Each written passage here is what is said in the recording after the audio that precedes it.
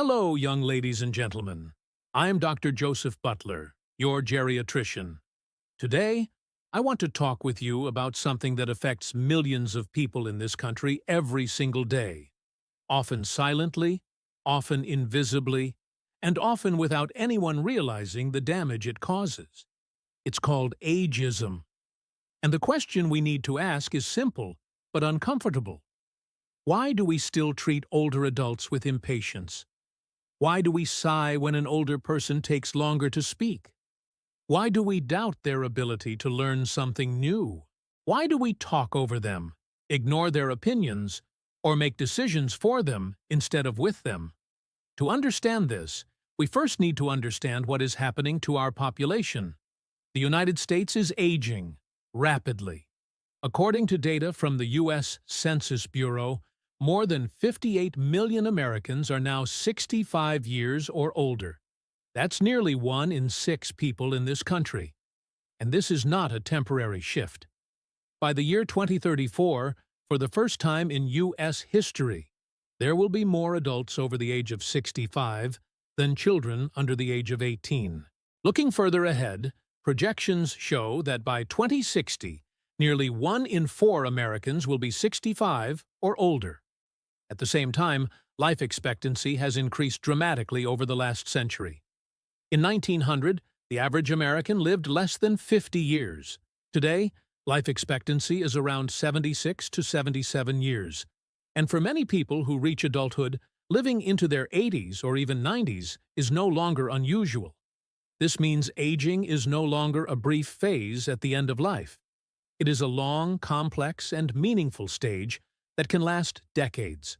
And yet, despite these realities, our society has not learned how to live with aging, neither our own nor that of others. Instead, we often respond with discomfort, avoidance, and impatience. That impatience has consequences. Ageism is not just about rude comments or jokes. It is a system of beliefs and behaviors that quietly undermines the dignity, autonomy, and health of older adults.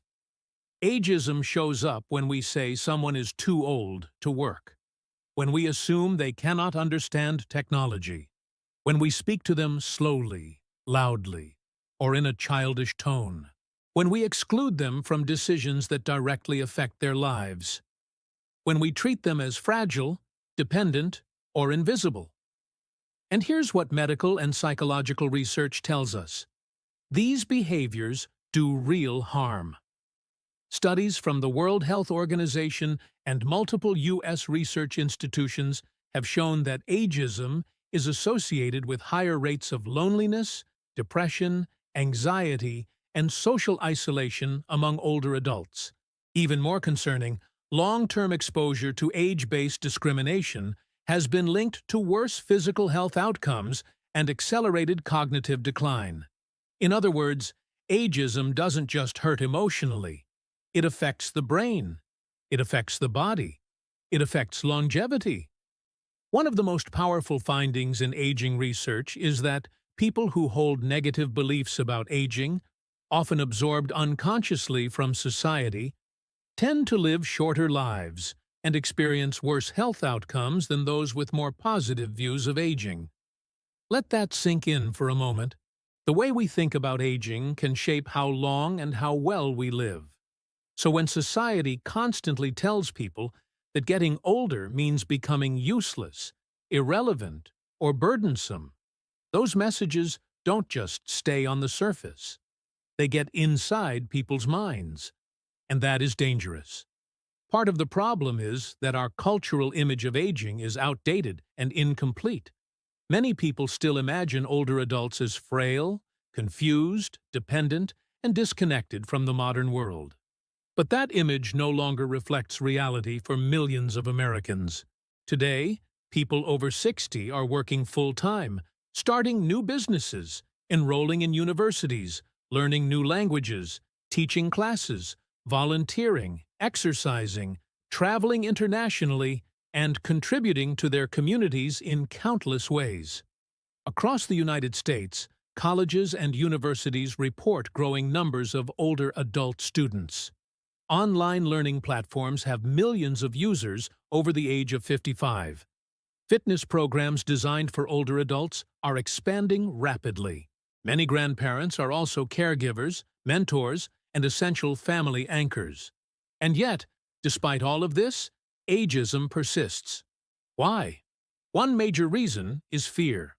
Aging forces younger generations to confront realities they would rather avoid: illness, dependency, vulnerability, and mortality. When we feel uncomfortable or afraid, we often distance ourselves emotionally. We simplify, we stereotype, we become impatient. Impatience becomes a defense mechanism. If we reduce older adults to stereotypes, we don't have to imagine ourselves in their place. We don't have to think about our own future bodies, minds, or limitations. Another reason is speed. Modern society moves fast. We value efficiency, productivity, multitasking, and constant adaptation to new technologies. Anything that slows us down is often seen as a problem. Older adults may move more slowly. They may take longer to process information. They may ask more questions or prefer face-to-face interaction over digital shortcuts. But instead of seeing this as thoughtfulness, experience, or depth, we label it as incompetence. And in doing so, we lose something essential. Older adults carry decades of lived experience. They have navigated economic crises, social upheaval, wars, medical advances, family challenges, loss, resilience, and reinvention. Their knowledge is not theoretical. It is practical, emotional, and deeply human. Research on intergenerational programs in the United States shows that when younger and older people interact meaningfully, everyone benefits.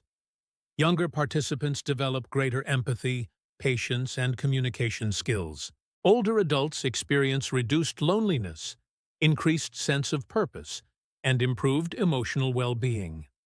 When generations connect, stereotypes dissolve.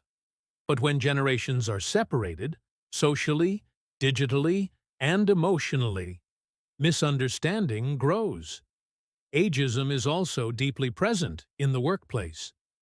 Despite strong evidence that mixed-age teams perform well and that older workers bring reliability, problem-solving skills, and institutional memory, many Americans over the age of 50 report significant difficulty finding employment after job loss. Age-based hiring bias remains a documented issue in the United States, even though it is illegal. Resumes with long work histories are often quietly discarded. Experience is reframed as overqualification. The message is subtle but powerful. Your value has an expiration date. And this message doesn't just affect income, it affects identity, self-worth, and mental health. Perhaps the most troubling aspect of ageism is how normalized it has become. We laugh at jokes about senior moments. We casually dismiss older voices in conversations. We design products, services, and technologies without considering older users. We portray aging in media as a problem to be fixed rather than a stage of life to be lived. Over time, these messages shape how society treats older adults and how older adults begin to see themselves. But aging is not a personal failure. Aging is a collective success. Every advance in medicine, public health, sanitation, safety, and education has allowed more people to live longer lives. Aging is the result of progress. It is evidence that, as a society, we have done something right. And yet, we often act as though aging is shameful. We need a shift in perspective. We need to understand that patience with older adults is not charity. It is respect. Listening is not weakness. It is learning. Inclusion is not optional. It is essential for a healthy society. Because here is the truth that ageism tries to hide. If we are lucky, we will all grow old. And the way we treat older adults today is the blueprint for how we will be treated tomorrow. So the next time you feel impatient with an older person, pause. The next time you assume inability, question that assumption. The next time you dismiss experience, remember how long it took to earn it.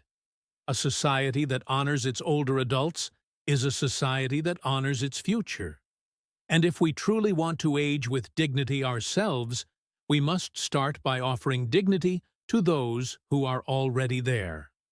Thank you for taking the time to reflect on this important topic with me. I'm Dr. Joseph Butler, and this is Health Seniors. I'll see you in the next video. Join us on Healthcare Seniors. Be part of our community and watch the next video.